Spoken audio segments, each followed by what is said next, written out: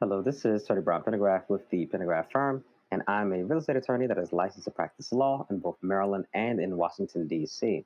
And the topic for today's video is what to do if your tenant is renting out your property to multiple people without your permission in Maryland. So I'll do the D.C. version of this next. All right. So first I have to give a quick disclaimer. This is legal information. This is not legal advice. For legal advice, contact an attorney that is licensed to practice law in your jurisdiction. All right, so here is a quick outline of the presentation. So first, I'm pointing out that this is a Maryland-specific presentation. So I'm going to talk about what needs to be done here in Maryland. The part two, we're looking at we have to look at the lease and see whether or not it allows subleasing. Because if it allows subleasing, then the tenant may be allowed to do that. Point number three, I'm discussing why reporting the occupants to housing may actually backfire on you, because again, it could be a code violation that there's so many people on the property, but the way that the housing authority handles things is they actually tend to fine the homeowner essentially, and that's you. So part number four, I discussed the notice of a breach of lease action. Because prior to filing a breach of lease action, you have to send a notice. So I discussed that notice. Thought number five, I discussed whether or not notice needs to be provided to the unauthorized subtenants. Part six, I discuss breach of lease actions or the elements of a breach of lease action, and that needs to be used against the named occupant. And part number seven, I discuss wrongful detainer actions, which are to generally be used against everyone else. So that is the order of the presentation. All right, let's go. So that said, if you made it this far and you're watching this on YouTube, please like and subscribe so I can keep making these videos. I can keep this content going. Try to get 1,000 subscribers. See if I can reach that. All right, point number one. So this is Maryland specific presentation, and Maryland requires you to go to court to pretty much evict anyone, and that includes your tenants. So breach of lease can be filed against the named tenant because you have a lease with that named tenant. On the other hand, a wrongful detainer action probably needs to be filed against the unauthorized occupants. And I'm going to be discussing both of these causes of actions in more detail later. And I said I think it's probably the best practice to file both at the same time so the hearings can be heard at the same time in front of the same judge. Now, for everywhere else that isn't Maryland, it may be more or less stringent what you need to do. So I have an investor client of mine that has property in Virginia, and he told me that he can just call the police and have people removed. He doesn't have to go to court. So that's awesome. So contact an attorney licensed in your jurisdiction to learn what your remedies may be in your specific jurisdiction, places other than Maryland. But if you're in Maryland, stick around. All right, so the first thing we need to check is whether or not the lease allows for, or I should say expressly prohibits subleasing. So I should change so that headline should say, does the lease prohibit subleasing? Because it should be checked to see if the lease should be checked to see if it prohibits subleasing. Because if it doesn't, then most likely they are allowed to sublease.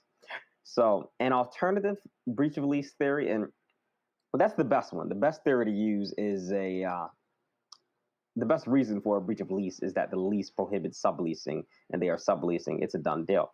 I said an alternative breach of lease theory would be if the lease, say, disallows local housing violations and or there are too many people in the property that are allowed by, let's say, the local housing code. That may very well be a breach of the lease as well. Yeah, so that is my second alternative theory in the case you have a lease that does not prohibit subleasing.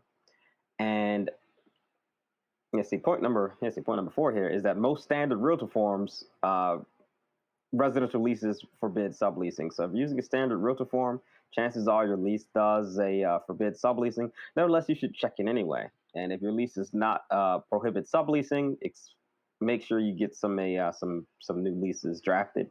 When it's time to renew the leases, make sure you include clauses that forbid subleasing, expressly prohibit subleasing. All right, moving on. So this next point is why reporting too many occupants to housing may backfire. That's because the code inspectors they enforce their penalties by finding the homeowner, and that's most likely you.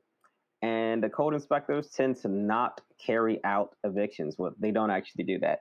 Now, in some extreme cases, they may actually, let's say, condemn the property, in which case everyone will have to leave. But I wouldn't count on that happening. I wouldn't use that as a strategy to try to get my property condemned. Um, yeah. All right, moving on. I mean, I guess it could be used as a strategy, I guess, but it's probably not a good one. All right. So prior to filing a breach of lease action, you have to send a notice of breach of lease.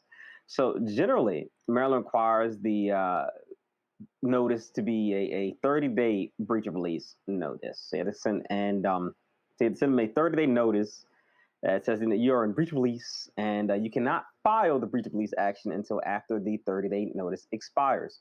That said, there are some cases where you can use a 14-day notice. So a 14-day notice can be given if there is a substantial breach of lease what substantial generally means is that it represents a threat to a people or property. I do think that most cases where there are unauthorized occupants on the property, there's a very strong argument that only a 14 notice needs to be given. So that's what I would say. I tend to do that in most situations if there's unauthorized occupants on the property. But of course, you have to be prepared to argue, why you've given a 14-day notice instead of a 30-day notice. So when giving notices, I prefer to give notices by priority mail or posting to the premises. By priority mail, so I get proof of tracking. Posting to the premises, you can take a picture of it. So that's always good proof that the notice was delivered. But that said, you need to check the lease. Some leases require notices to be given by email. If notices are not given by email, then they are invalid. So you have to check to see what the lease says as well. All right, next point. Does written notice need to be given to the unauthorized subtenant? So I guess the best answer is technically no. If they are unauthorized occupants, they do not need to be given notice prior to filing a wrongful detainer action. Notice is not a requirement for a wrongful detainer action. I guess I'll get into that later when I discuss wrongful detainer actions.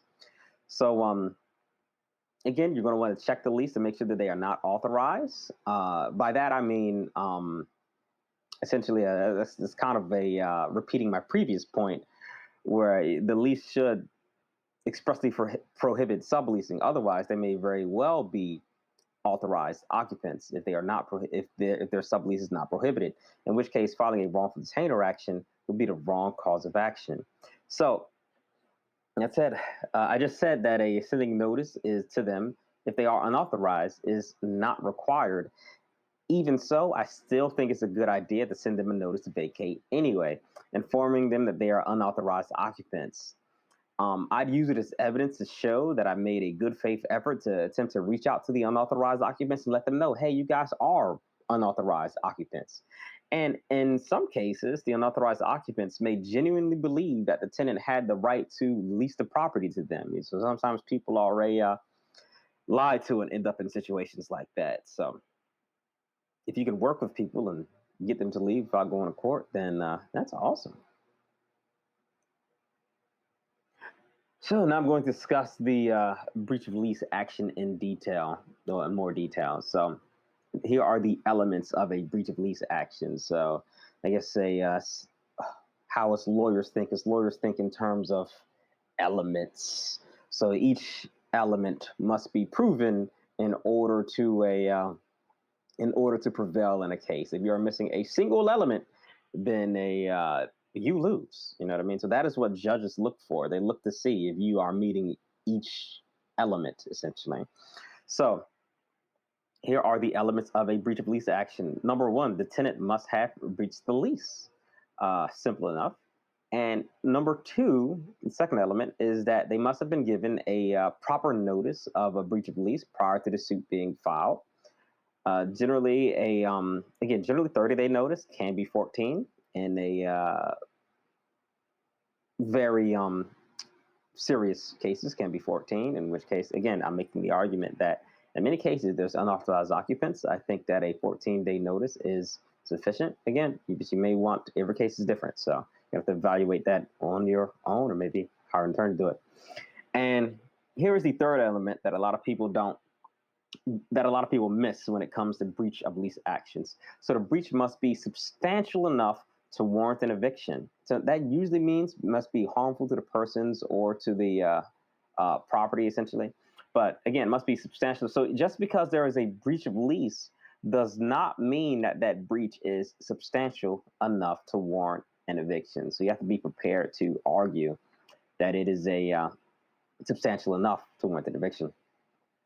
And again, the fourth point here I have is that subleasing to unauthorized occupants is most likely a substantial breach of lease. In my opinion, I think that can be easily argued. And moving on to the elements of a wrongful detainer action. So again, I think I've made in the just to reiterate that the point that, because I made this pretty early in the presentation, that I think a breach of lease action and a wrongful detainer action should be filed at the same time. The breach of lease should be filed against the named occupant, and the wrongful detainer should be filed against the unauthorized occupants, so the people that we don't know who they are. Or perhaps we should know who they are. And that's another point I should bring up. So if we don't know who they are, granted, if you call the police will not, again, they don't remove people, but a lot of times they will actually go there and visit the property and check IDs of all the people there, and they'll make them turn over information. So that is something that can be done if you do not know who the occupants of the property are. You can always call your local police or sheriff's department to see if they will be willing to help you get the names of those people. But even if you don't know the names of people, particularly in wrongful detainer actions, in most jurisdictions, I simply just filed against, say, all occupants or unknown occupants, essentially.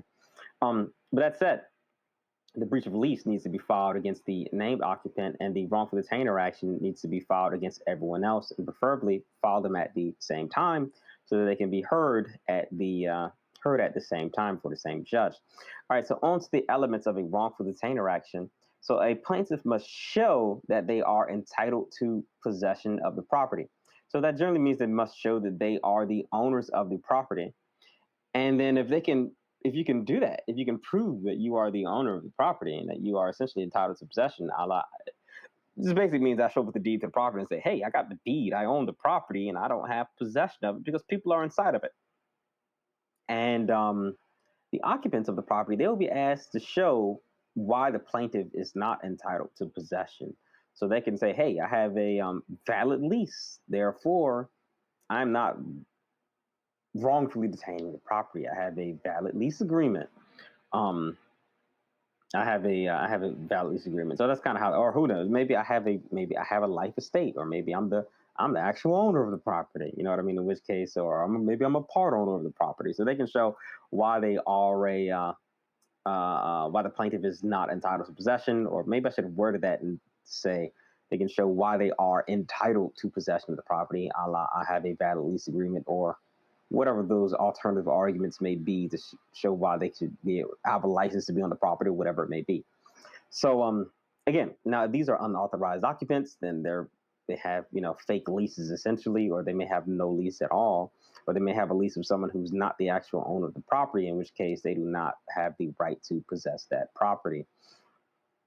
That said, I think it is when filing wrongful detainer actions, I think one of the things that particularly in cases where you don't know who those occupants are, the chances are they may try to show the court with a fake lease. So they may show up the court with a fake lease or a genuine lease from your tenant. So, or they may even show up with a lease with your signature on it, claiming to be leasing from the actual owner of the property. So you need to be prepared for that. Sometimes shenanigans will happen. I mean, shenanigans is how they ended up on your property in the first place. A lot of times people are willing to lie in court. So, just kind of be prepared for the worst. And that's pretty much it. So that is it for so if you have any questions that you would like considered for the Ask Attorney P series, you can you can ask questions by visiting www.tpf.legal/ask, and a form will pop up where you can ask questions. And that's pretty much it. Thanks for watching. So again, my name is Brian Pendergraft of the Pendergraft Firm. You can learn more about me by visiting my website at tpf.legal, or you can shoot me an email at info@tpf.legal. And that is it. Signing out.